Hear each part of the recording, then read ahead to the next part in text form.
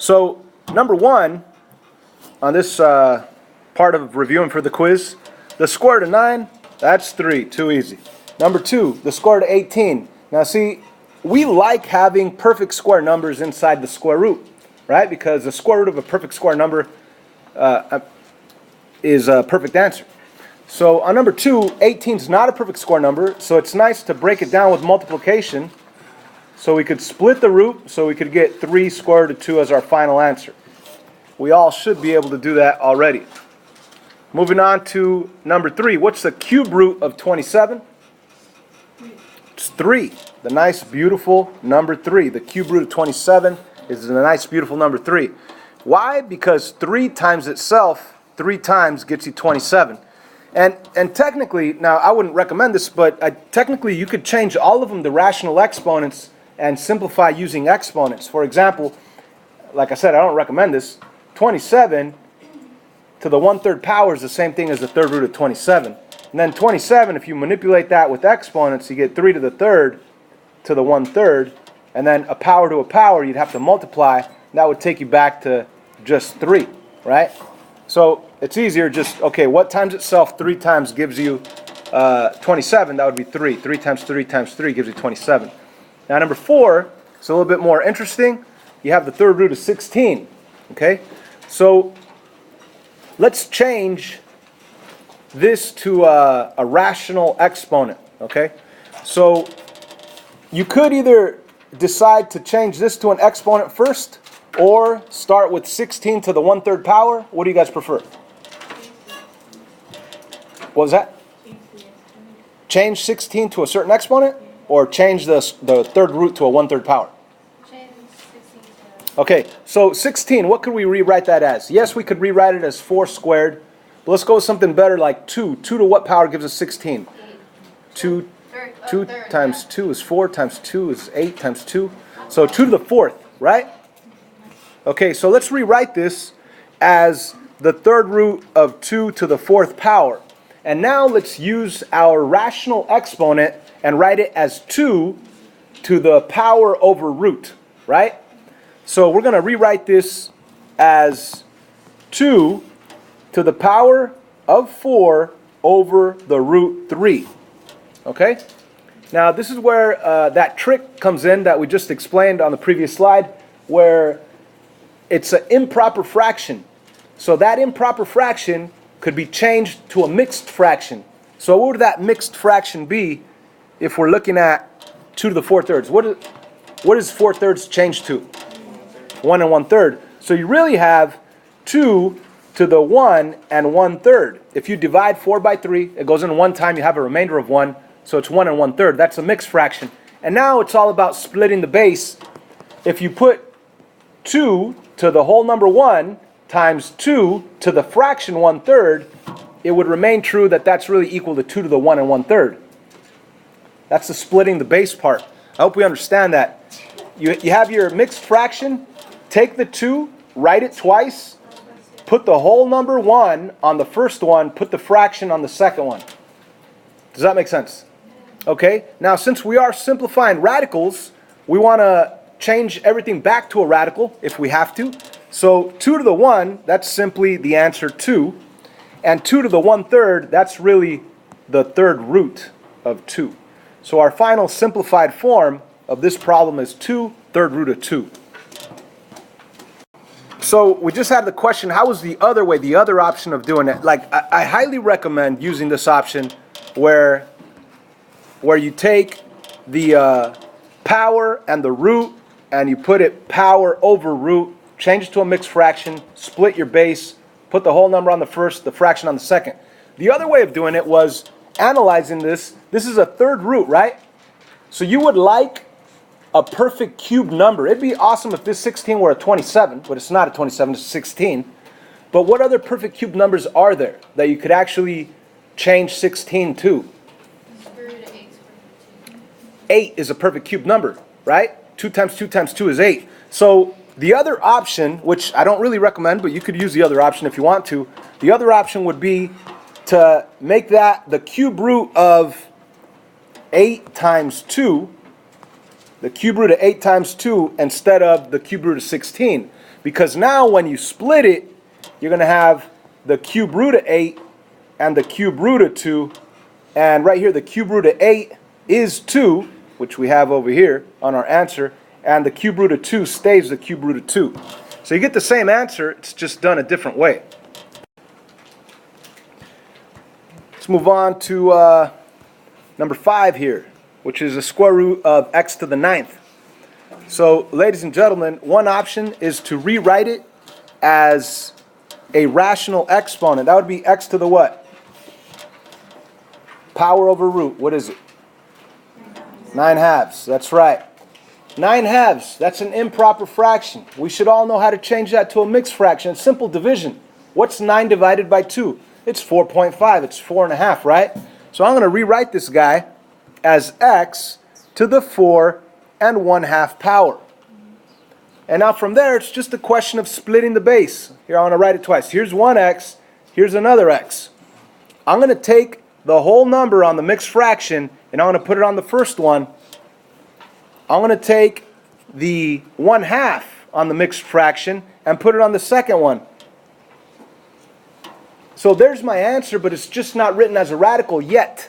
So my final answer for this guy is going to be, let me write it in this box, I ran out of space, x to the 4th square root of x. Jumping to number 6, let's rewrite that as a rational exponent. What is that? X to the 9/3 power is correct, and that fraction is an improper fraction. You could change to a mix, but as a matter of fact, what's just 9 divided by 3? 3. So your answer is just x to the 3rd. You see, it's easy. That's it. Yeah. Okay, let's move on to the next one. We have the cube root of 27 x to the 6. Now, when you have 27 times x to the 6 on the inside of any radical, you could split the radical.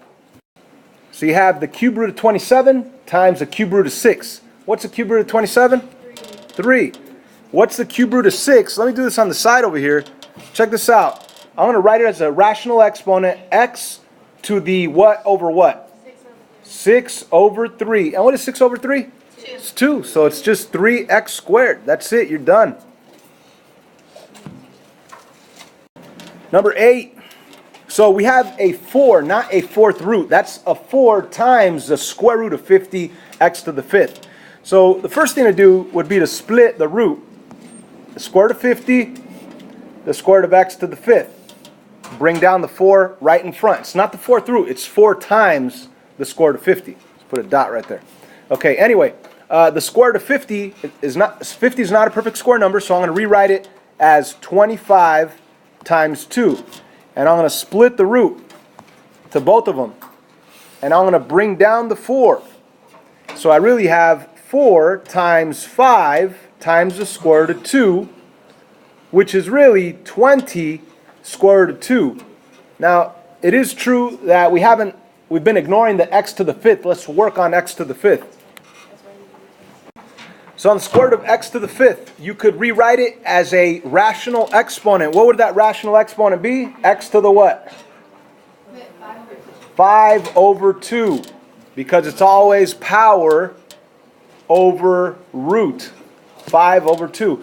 Now, 5/2 is an improper fraction. And the whole purpose of changing it to a rational exponent is to get that fraction and be able to either reduce it or be able to change it to a mixed number. Could we change it to a mixed number?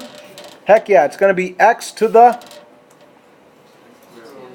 2.5. If you're like, how did you do that? Well, it's just 5 divided by 2. What's 5 divided by 2? It's 2.5. $5 split it into 2, it'll be $2.50, right? So now here's the trick. Reverse rule 1 of exponents, where you split the base. You're going to write the x twice. And on the first x, you're going to put the whole number of the mixed fraction. On the second x, you're going to keep the fraction.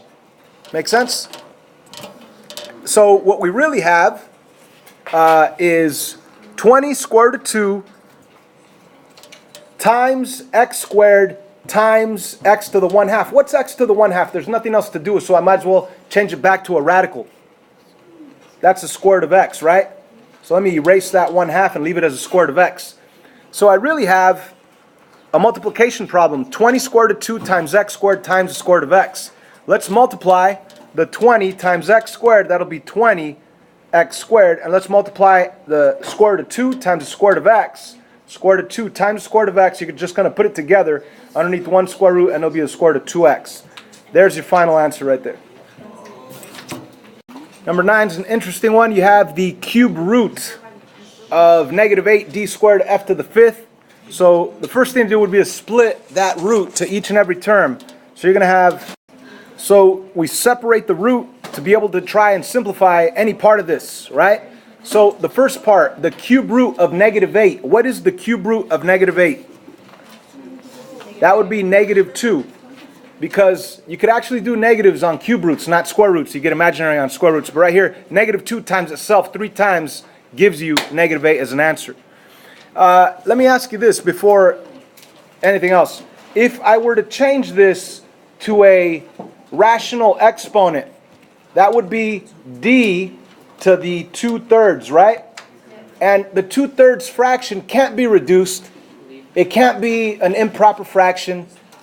You can't change to a mix, so you can't do anything with it. So you're gonna leave this guy exactly the way it is, because it's pointless to change to this. You can't do anything with it. So let's not change it. We're gonna leave it exactly the way it is. Okay?